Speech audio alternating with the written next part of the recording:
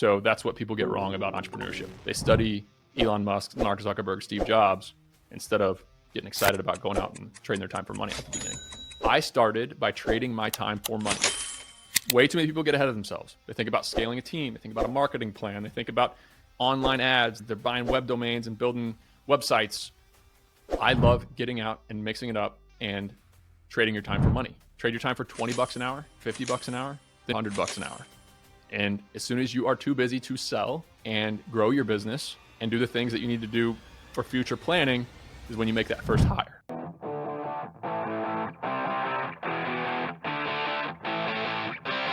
Everything that he wished he knew whenever he was starting his own local service-based business. You see, Nick started a moving company and he grew it and then eventually sold it for $1.7 million. Now he invests in self-storage, and he has recently bought a recruiting company called somewhere.com for $52 million. So Nick is going to give you the playbook, and I drilled in big time in this episode to if Nick was going back to starting a local service-based business, what would he do and how would he do it? And so I try to tailor this conversation as if Nick and I were out in the woods elk hunting. What questions would I have asked him if I was just starting my business? So you're going to want to stick around for this whole episode because there's some gold in it. And Nick just knows how to grow businesses. I've used a lot of the principles Nick talks about in this book to start my own local service-based business. And recently I launched a free school community for service-based business owners who are in the startup phase. It's a free school group. You can go to school.com/ownerops if you want to join. That's SKOOL.com/OWNR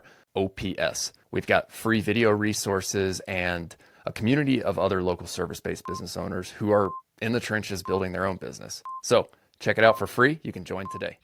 Yeah, man. I wrote a book that is the anti-tech startup book because I'm tired of entrepreneurs thinking that starting a tech, change the world, new idea business is the only way to do entrepreneurship, which I know you're in agreement. Yeah, I definitely am. I've been following your content for several years now. And whenever I came across it, I was like, man, finally there's somebody who's talking about it. Yeah, it's becoming a little bit more mainstream. Luckily, we have some folks like Cody and Chris Corner and some others putting the message out there. But yeah, man, look, I've been operating companies for 15 years and it's been a brutal grind and I've learned a lot. And it's a book that shares the good and it shares the bad, which very few of them do. What are some of those bad things? I saw you make a tweet about this the other day. He wants to talk about. I recently got back from launching a land clearing business down in Austin. And this last winter, I launched a snow shoveling business alongside Bear Claw. And in both businesses, I've implemented Jobber as a way for us to efficiently manage quoting, job schedules, and invoicing, and even collecting online payment. Why? Because it's worked so well for us in Bear Claw and it's saved us a ton of time and headache. So if you are looking for a software that can help you manage the back end of your business, look no further than Jobber. You can visit go.getjobber.com/ownerops, OWNROPS. Yeah, it's going $600,000 over budget on our first development and having to call all the investors for 25% more money and having to call the bank for 25% more money and stressed if we can pay the earthwork and slab bills because our checking account's running low. It's your drivers ripping tops off your truck. It's warehouses flooding. It's the chaos of just a busy season during my student storage business that puts you through physical and mental hell, frankly. So yeah, everybody acts like business is all about private jets and making money's easy. Making money's not easy. And I frankly don't think that everybody should become an entrepreneur. I thought that 5 years ago. I disagree now. Why is that? I don't know. When I first started this, I just thought the only way to get very wealthy is to have equity in a company. It's the only way. But I was sitting here 5 years ago telling everybody that they need to start a company. You got to start a company. Everybody should be an entrepreneur. It's the best. And now I realize that most people aren't like me. They don't thrive on chaos. They don't like uncertainty. They don't like having children and not being sure if their next month is going to be a profitable month. When the phone rings as an entrepreneur, it's very rarely a good thing. It's very rarely a customer saying, "Oh, thank you so much. I'm very happy." Or a customer saying, "You know what, Nick, I just wanted to call and thank you for being my boss. I'm making more money than I need to make. This is amazing." That doesn't happen as a business owner. So if you don't like uncomfortable conversations, it's not for you. Oh, it's so true. Nobody ever says, "Thank you so much for charging me $35,000 to come clean up your property." I'm very happy. Yeah. And you can treat 97 customers out of 100 can have a phenomenal experience and you're still going to have a 3-star rating on Google. And the 3 unhappy clients are going to be the loudest. What's the rule for that? Like, I'm curious to hear if you've come up with any frameworks. Like 1 in every X amount of people are just going to be a really tough customer to deal with, and they're going to find something to leave you a bad review about. As you get more leverage, as you get more cash flow, as you get a larger company, you need those crappy customers less and less. Early in my career, I had no choice but to bend over backwards for anybody who had money because I needed their money more than they needed me. As you build a sustainable business and as you're making the kind of money you need to make on a monthly basis, you get more leverage. I wouldn't say you get full autonomy in the ability to not have any stress in your life, but you get to really pick and choose some of your customers, and you get to fire some of your bad customers. I hate these books that are saying the customer is always right. Look, I'm all about the customer experience. I obsess over it. I want a very good product, and I always want to treat people fairly. But there is a small subset of the population in the United States of America that their number one goal is to take advantage and mistreat any company that they come in contact with. They're going to be the ones who order the Halloween costume and return it the next day on Amazon. They're going to be the ones who go back to Walmart and get a replacement or a refund on something that their child broke and dropped, right? There's customers that are just out there trying to take advantage of the system. And there's a truth in business that 80% of your profits are going to come from 20% of your clients. There's another truth that 80% of your stress is going to come from 20% of your clients. The clients that generate the stress are not the same as the clients who generate the profit. I'm in agreement. So there's a truth in business that 80% of your profit comes from 20% of your clients. And 80% of your stress also comes from 20% of your clients. Those 20% are not the same. So the sooner you realize that, hey, the majority of my stress is coming from this very loud, unreasonable group of clients, and they're not actually my profitable clients, the sooner you can fire them, move on, and let them be somebody else's problem. Agreed. Yes, and the concept is something I agree wholeheartedly with. And for listeners, here's the example. For those of you who've been listening to the podcast, we started snow plowing this last year. We had one customer in our residential plow accounts who just kept emailing in. I have jobber automations set up. We send out the email automations, reminders when we go out to plow in the mornings. But this guy just kept emailing in, kept calling, always had a problem on the deal. And it was finally like, we cannot please this guy. And so we fired him. And to Nick's point, that's part of the 20% who's causing 80% of my stress. Whereas the 80% of my profits were coming from the rest of my clients who weren't calling in every single time. And so thanks for hitting on that, Nick. I appreciate it. Yeah. But look, in the early days, you have to do what you have to do. Like I've been yelled at, basically emotionally and mentally abused by clients. The larger the clients, the more leverage they have. It's an unfortunate part of life that not everybody's reasonable, and you're going to be dealing with some crazy people. Yeah. So look, you've got this book here, and I'm really excited to read it. Thanks for sending it over. I can't wait to dive into it. Right here. There you go. Oh, it's called The Sweaty Startup. How to get rich doing boring things. It's one of the hardest things I've ever done, but it's what I wish I had in my hands when I was in the early days of that first company. And frankly, it's a bunch of reminders to myself today on how to operate a business better. What I want to do is let's start with this. You just give like the quick outline overview of the book. Tell people where they can go find that book. And if they want to read it, you should absolutely go grab it. I have a copy that Nick and his team emailed over to me. I can't wait to dive into this. I was thinking about it. I was like, man, what would Nick and I talk about if you and I went archery elk hunting together? And so I thought about this. What were some of the questions that I would ask you in the early days of growing a business? So a lot of our listeners are in that 0 to 1 million phase. The interesting thing about you is you've had massive success, right? In real estate, private equity, buying self-storage. You just raised a ton of money. What was it? 52 million for an acquisition. Yep. Somewhere. You started bootstrapping a moving company. Yeah. The hardest business in the world. So I have some questions specifically for you, for our listeners in that 0 to 1 phase. If you're starting a business in 2025, can't be real estate, has to be local service base. What are 3 businesses you love? So it's funny because the most viewed piece of content of all time is a list of 200 plus business ideas that I have. So if folks don't want to buy the book, they can go to sweatystartup.com/ideas and look at 200 plus local service businesses, all of varying degrees of risk, skill set, upfront investment, and so on. Generally, my opinion is that people get way too far ahead of themselves with business. They read the books about Steve Jobs. They read the books about Elon Musk. They listen to people's stories like mine, where I'm buying a big company, installing an operator, raising a bunch of capital to buy storage. That's not where anybody started. I started by trading my time for money. Okay. I found an opportunity. I got excited. I went out in my car and I drove around and picked up boxes and put them in my room, stored them for the summer. And 3 weeks after I thought of the business idea, my partner and I had $3,000 cash sitting on our bed. Okay. Way too many people get ahead of themselves. They think about scaling a team. They think about a marketing plan. They think about online ads. They're buying web domains and building websites. I love getting out and mixing it up and trading your time for money. Trade your time for $20 an hour, then trade your time for $50 an hour, then trade your time for $100 an hour. And as soon as you are too busy to sell and grow your business and do the things that you need to do for future planning is when you make that first hire. And that first hire is either a remote employee in the Philippines for $700 a month who can answer your emails and run logistics for you and do your billing, or it's a technician on the ground to actually execute and do the work. And then you start to grow. And the next thing you know, when you have 10 grand a month coming in, you make another hire. And then when you have 20 grand a month coming in, you think about some management help and you grow a business over time.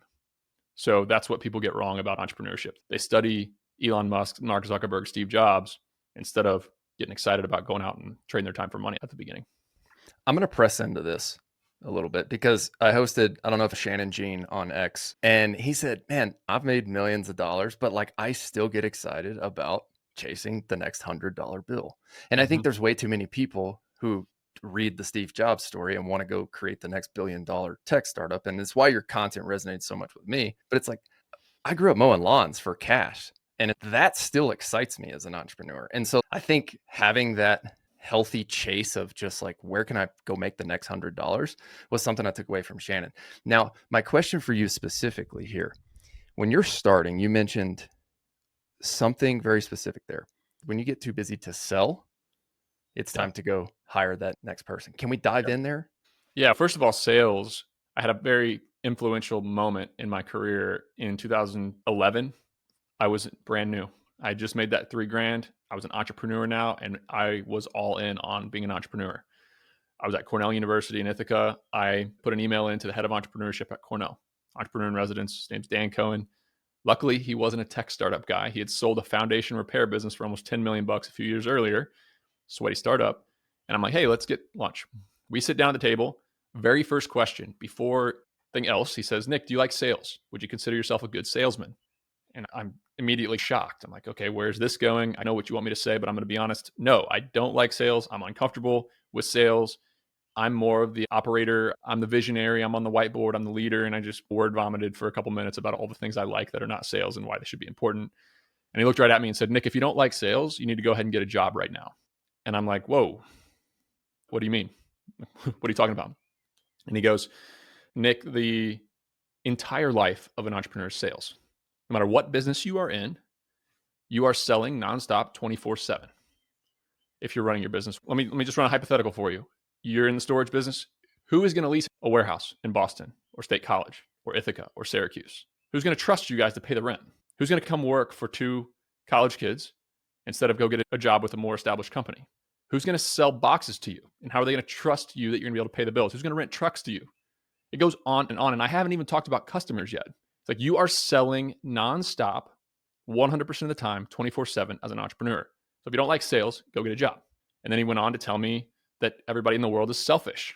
And if there's not a win-win environment in every single interaction, then it's not going to work. So you have to bring something to the table. You have to sell yourself. You have to tell people or show people what they can gain by working for you, buying from you, interacting with you, partnering with you, investing with you, anything along those lines. So I walked out of that meeting dejected and scared and unsure of my future. But luckily, I had an open mind and I took it to heart over the coming weeks. And I decided that I was going to make myself a great salesperson, which I have over the years. But he's right. I'm selling myself 24/7. What are some things you did to make yourself a great salesperson? So the good thing about being a great salesperson is that anybody can be a good salesperson because it's a numbers game and it takes practice. Everybody wants to read a book on sales, take a sales class, listen to a podcast on sales, listen to an audiobook on sales, study sales, watch YouTube videos on sales. But that's like trying to build muscle without going to the gym. If you want to have muscles like Arnold Schwarzenegger, are you going to watch YouTube videos, listen to podcasts, write your plan, and do all that stuff? Or are you going to go to the gym and lift the weights? So the only way to get good at sales is to make yourself good at sales. and tell yourself every morning that you're a great salesperson and getting used to rejection, getting used to that uncomfort. And then you get better over time. It's a beautiful thing. And that's the unfortunate truth about my book, is that it's going to tell you a bunch of things that you probably don't want to hear because that's not a fun answer. There's no shortcuts in this book. Yeah. And I love it. And I think it's the harsh truth for most people. And it's stating what most people need to hear. I had a guy pay me for consulting and he wanted to hear, what's the digital version that I can launch a business without actually having to go out. And on those calls, I was encouraging them, just go find the neighborhood you want to sell your service to and knock on the doors, drop flyers, put yard signs. Who cares if people get upset? Like, you have to just figure out a way to get into people and have the conversations. People don't want to do the hard work of actually even running a business. They want to create a marketplace. They want to generate leads. They want to do the online version where they can sit on their couch and travel to Bali, and good luck. Some people do it and they do it well, but we need more people to get out and do the work. I'm with you. And somewhere, Nick, how old are you, if you don't mind me asking? I turned 36. Somewhere along in millennial and Gen Z generation, like the boomers had this work ethic. You know what they're good at? They have charisma. They can talk to people. They can lead, and they can sell. A lot of people say, oh, I just want to start a business and compete with the boomers, or I want to buy a boomer's business and add a website and add Jobber and add digital marketing. Good luck. These old boys are pretty good at what they do. They're real good at what they do. And there's a lot of pages we need to be taking out of their playbook instead of everybody just bashing them on X. Kids are raised now on YouTube Shorts and TikTok and Instagram and video games. And the average 16-year-old can't look an adult in the eye, and they get uncomfortable ordering for themselves at a counter, let alone trying to lead people or solve problems or do anything valuable in today's economy. I worry about the next generation for sure. But they've been saying that for years, but I'm bearish on it for now. It's got to be, like, there has to be some truth to it this time, because everybody is literally raised glued to their screen. And so, like, the content you're putting out, the reason I resonated with it so much was like, this is the real stuff. This is what it's like to actually go get out and sell some services and deliver 5-star service, right? Like, it's very simple. The service, and you deliver the service, and then you just keep repeating. I want to go back to sales though, because whenever you were talking about that, it's like you just had to put in the reps. I think so many people get caught in this trap of, oh, I went out and I tried sales and I didn't get a sale. And one of my friends framed it differently for me early on whenever I was doing sales. Where it's, dude, don't focus on the sales.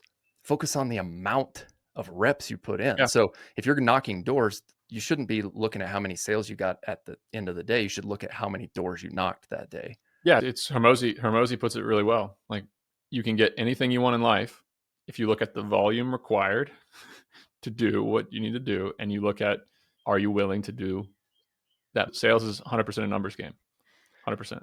So something you did, and I've seen in your content, is early on, whenever you're starting Storage Squad, you did some guerrilla marketing tactics. Not a lot of people are either willing to do, or they just overlook it because they don't think it's applicable. Yeah. I saw you get out there with some chalk on some sidewalk, and that's just a repetition game, right? Like, how many times do you think you put that ad out there? I probably went through 500 plus boxes of chalk, 20 pair of jeans that I wore holes in. I started wearing knee pads towards the end because I was tired of wearing out pants thousands of times. And it was a very simple message. I knew where my clients walked. I knew where they lived. I knew where they went to class. I was servicing students. So at 8:40, I knew they were all going to walk across the bridge to go to class. So I got on the bridge and I wrote down, need storage, ? StorageSquad.com, free boxes, free pickup, free delivery. And I wrote that same message thousands of times on Cornell's campus, on Penn State's campus, on Syracuse's, and all around Boston, DC. We put flyers under doors. We didn't run our first digital marketing ad on Google until 2017, when we were doing $2 million plus a year revenue. Striker Digital specializes in SEO services specifically for local service businesses. Bodie and Andy, the two co-founders, have helped me get Bear Claw Land Services to the #1 search result on Google inside my state for my specific search term. If you want to learn more, visit strikerdigital.com. That's STRYKER-digital.com. It's crazy. What are some other things that you did early on to market your business? Yeah, my brother runs a landscaping company, and he puts out bandit signs, and that's his #1 driver of new clients, bandit signs. And he puts them out in April until his schedule is busy and he's grown 20% for the year. And then he doesn't mess with marketing again because he's got his $100,000+ $100,000 of recurring revenue for the year in his lawn care business. So yeah, it's the stuff everybody wants to sit back and post, just tell their digital marketing company to increase ad spend. There's some other really great ways, high ROI ways to drive clients. But also in these service businesses, you're very limited to the amount of people that you have. So honestly, throughout my career in the service businesses, I've spent as much or more energy on recruiting talent as I have on recruiting clients and trying to sell clients. For example, everybody wants to post a job on Indeed or Craigslist. And I have a saying about hiring that the top 10% of people are in career nirvana and they have a job they absolutely love, and you cannot recruit them away from that job. The bottom 10% are unemployed, and they're going to be the ones who apply to your job. The middle 80 is not going to ever apply for a job post, but they are open to new opportunities if something better comes. But they have a job they like, and they have a boss that likes them. You got to go hunt and find them. So one of the best employees I ever found, I was in a Walmart parking lot in Ithaca, and I saw my wife inside. My girlfriend at the time, wife now, was inside running some errands. I was pretty close to busy season, doing customer service responses in the car on my laptop at 8 p.m. And I just see out of the corner of my eye a Walmart employee sprint by. And I thought I saw a ghost because I've never seen a Walmart employee walk fast, let alone run. So I did a double take and I saw the Walmart vest on him, and he's hustling around the parking lot picking up loose carts. I'm watching him, he's hustling. And a couple minutes later, and this is 8 p.m. in early May in Ithaca, where it's 30 degrees and crappy and half raining. I remember it vividly. And he is hustling and pushing about 30 carts back to the main entrance. And a Walmart sack is like tumbleweeding through the parking lot, and he like scoops down and swipes it up and jams it in his back pocket. I'm like, all right, I got to figure out more about this. So I close my laptop. I figure out how to make our paths cross, walk up to him, say, hey man, what are you doing? Why are you going so fast? Tell me more. I just made conversation with him, and he goes, oh man, I'm actually supposed to be in the deli, but the manager is not here. The cart guys are not here. Nobody showed up. And the varsity basketball game gets out in 30 minutes. And when this basketball game gets out, it's going to be a mad rush here. And we don't have any carts. Look, there's no carts. So I got to figure this out. So I'm like, holy shit, does this guy own this Walmart? Like, why does he care? This was 2013, making $12 an hour. So I pull out my business card and I say, hey man, if you have any friends, here's my card. I run a moving company in town, $20 an hour plus tips for our crew leaders.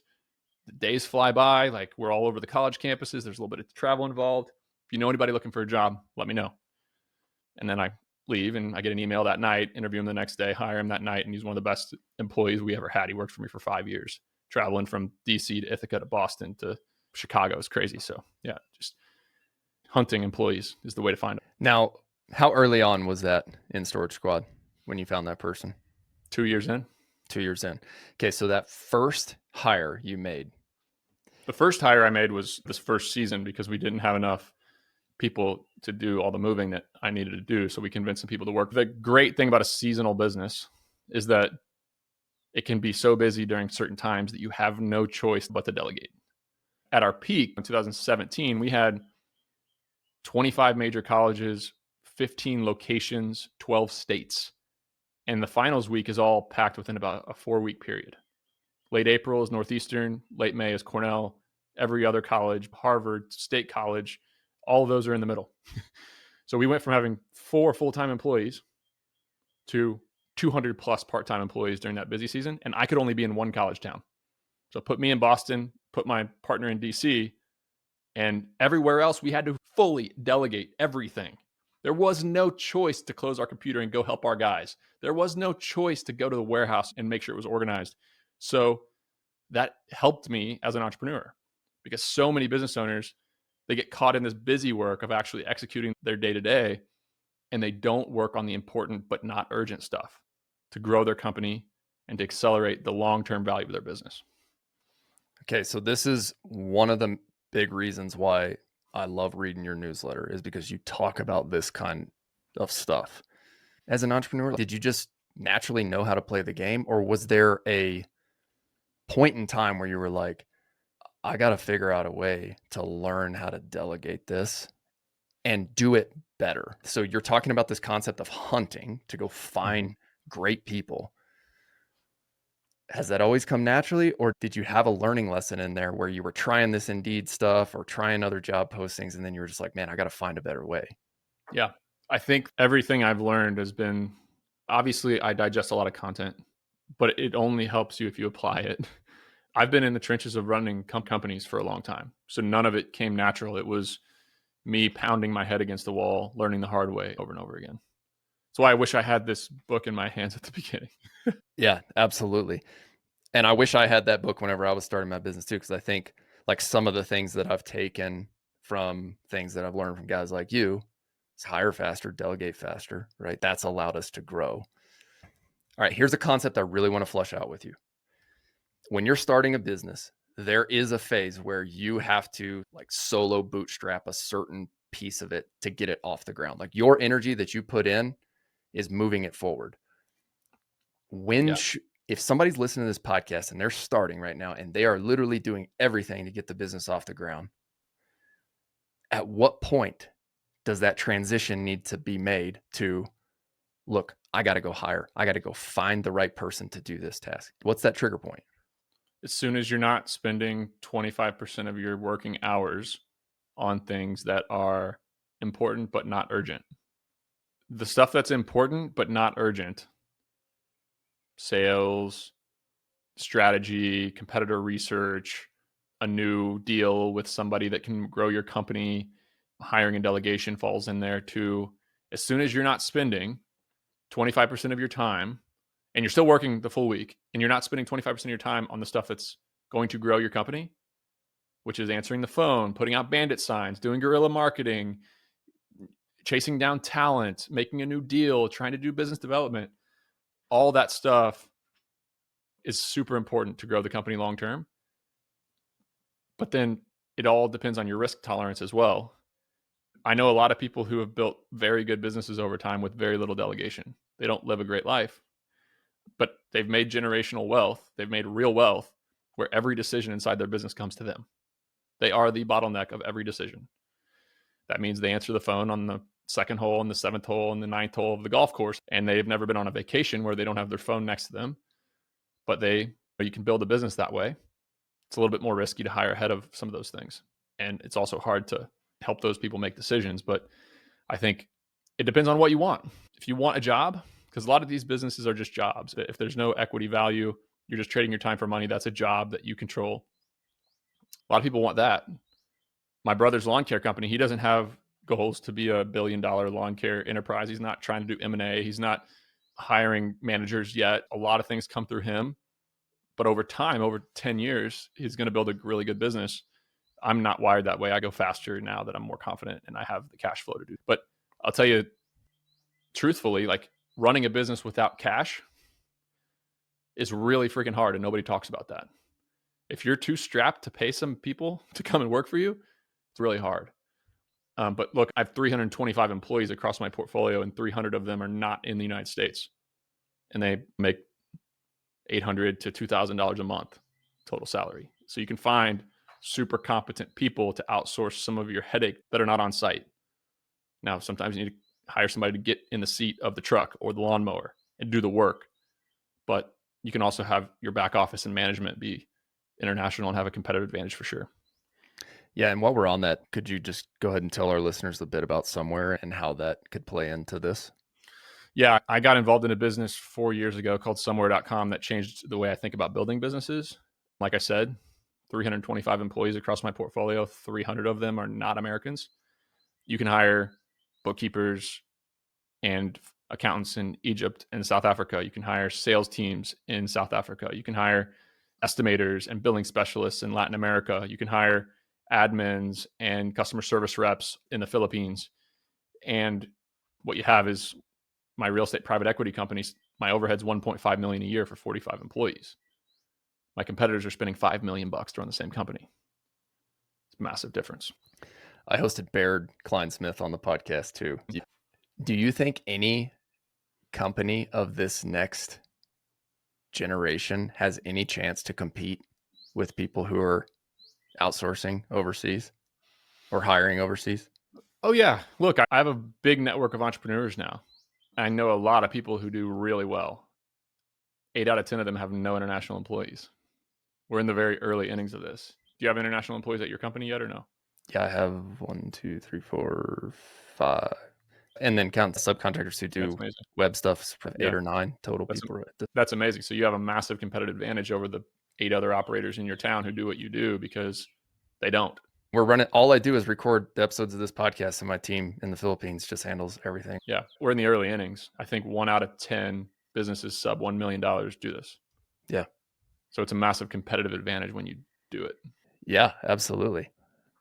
So another thing that you have talked about in your newsletters, and that's been helpful for me as an early stage owner operator, the concept of making decisions.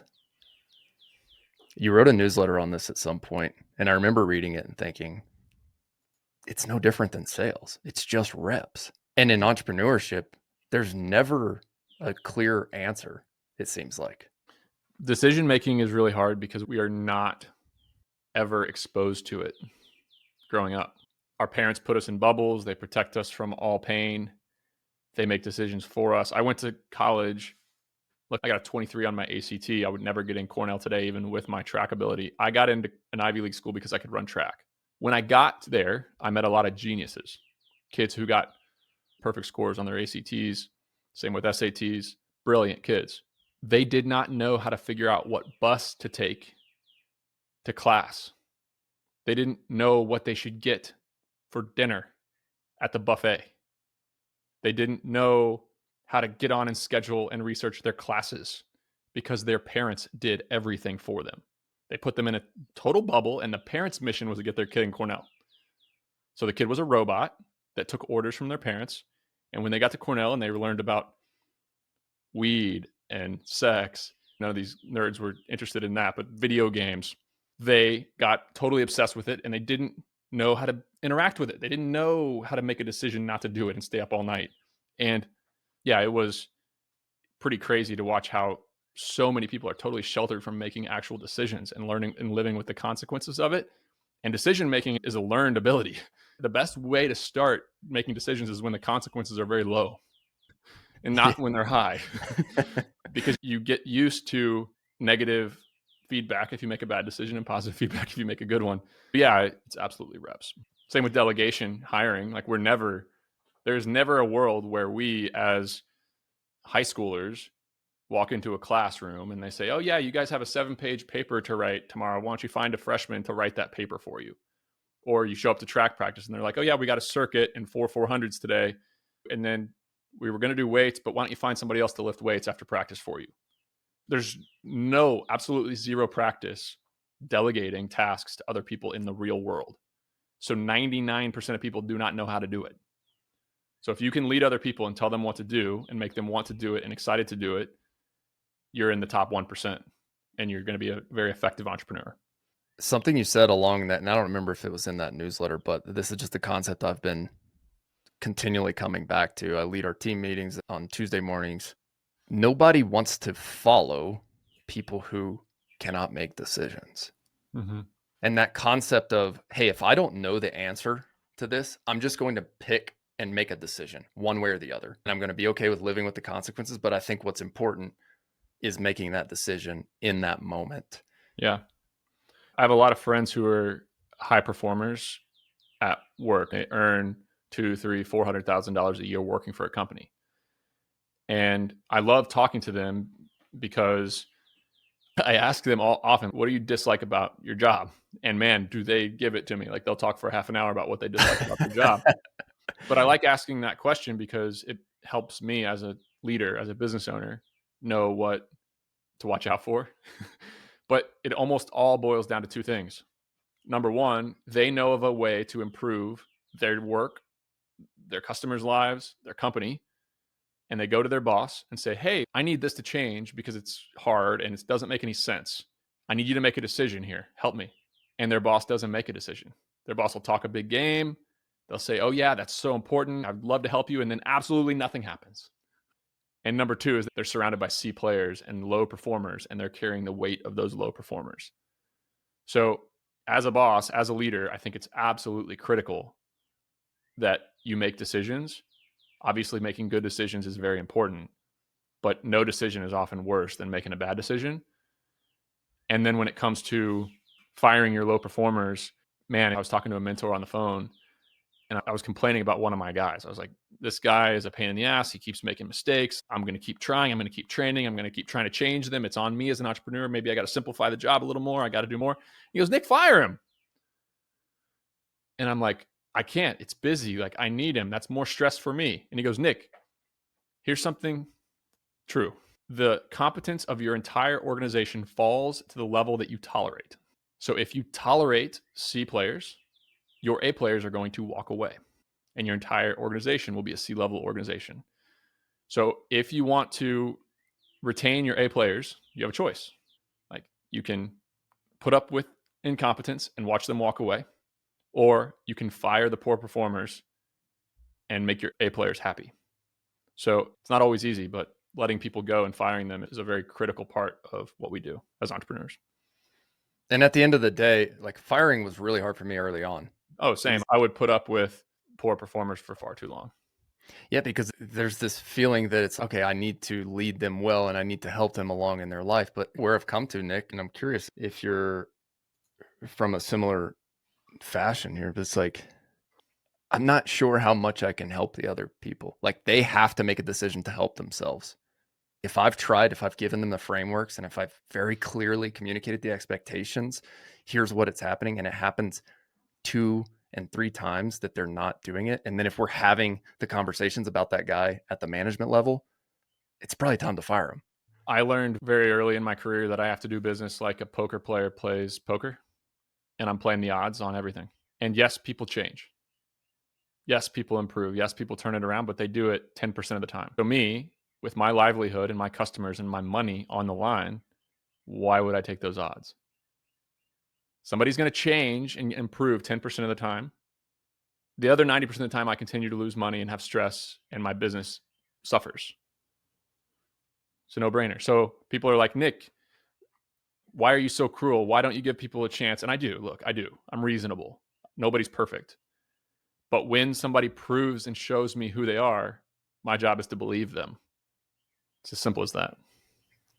And not only is your business relying on you to make that decision, but your A players and everyone else who is performing at a high level are relying on that. And to the point that you made, it's like me or you tolerating that person who continually makes the mistake over and over again after being clearly communicated the expectations, and there's a clear written SOP for exactly what needs to happen in this scenario.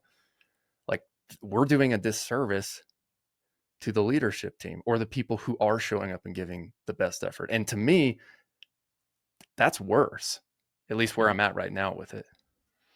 I 100% agree. Yeah, but look, it's hard and people are going to make mistakes. You have to take ownership of it as a business owner.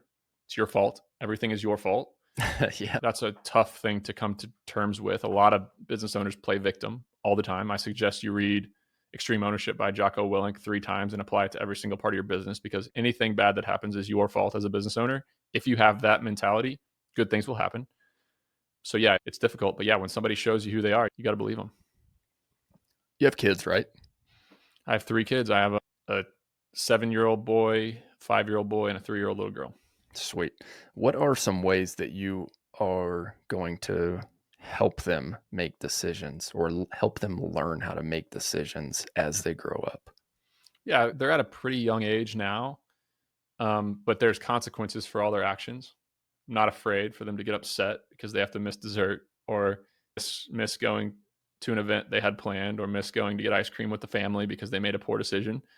I'm not afraid for them to cry and suffer a little bit. Obviously, I'm super supportive. I love on them all the time, but my kids don't get their way when they cry.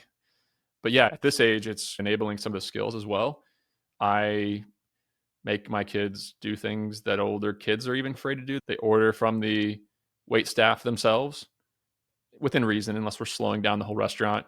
If we're playing golf, my son loves golf. He loves the halfway house because he gets to get some candy.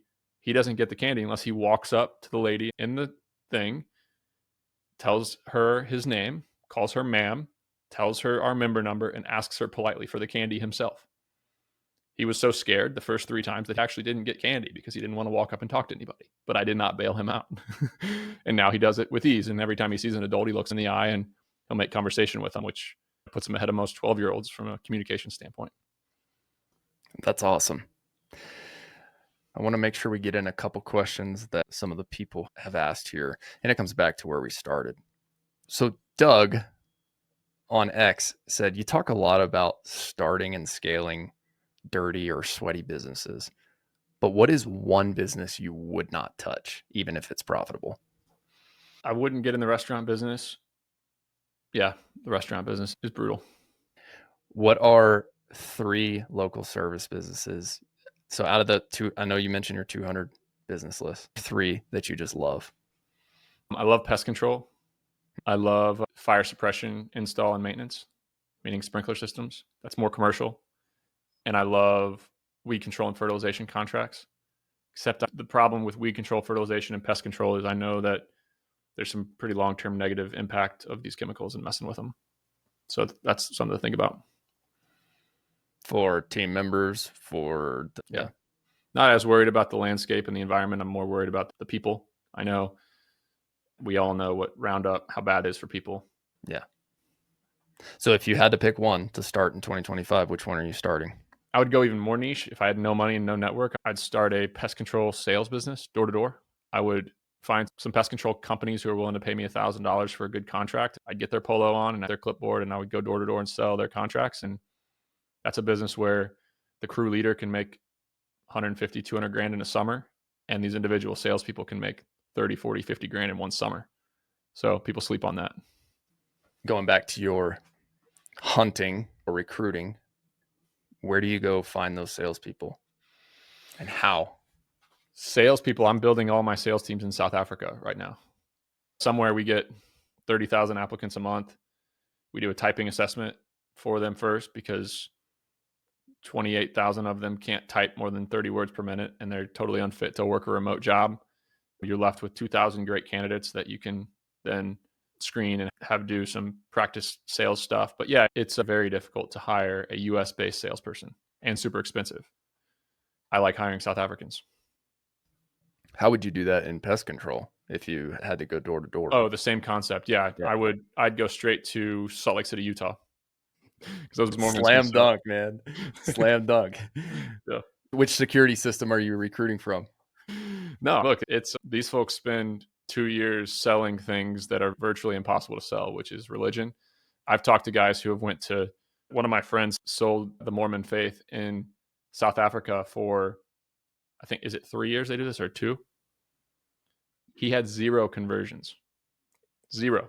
Not a single person. He said one person invited him inside to talk, and he found out a couple minutes later that the guy was just hitting on him. Not in Utah, though, right? No, he was in South Africa. Yeah, in South Africa. I was about to say that stuff doesn't happen in Utah. So yeah, you can do that for 2 years, man. I think it's why those folks are so badass at business. Yeah, definitely. I'm a Christian that grew up Christian, but one of my roommates and still one of my greatest friends today is of the Mormon faith. Ball with him in Colorado, and then he transferred back to BYU. But I went out and worked security sales with him after. Those guys know how to sell. 100%. I wasn't joking when I'm asking, like, which security system company are you recruiting from? Yeah, I'd go straight to college, man. I'd get the clean cut, energetic college kids. So just straight to BYU? I don't know. I'd probably get scrappy, figure out where they are. But that's exactly how you would do it. You would go straight to a college campus in Utah and recruit there. Set up a booth. I don't know. Stand at the door. I might get scrappy with some internet stuff too at the same time, but yeah, absolutely. Cool. And then I'd cold call 200 or 300 pest control companies until I find the one that's willing to pay me $1,000 a contract to sell their services. And I'd go make some friggin' money for sure. Yeah. And you mentioned this the other day. You said something like one of your friends was starting a business and he was talking about it. And I want you to hit on that concept. Like, what do you do if somebody's like, hey man, I'm thinking about starting this business?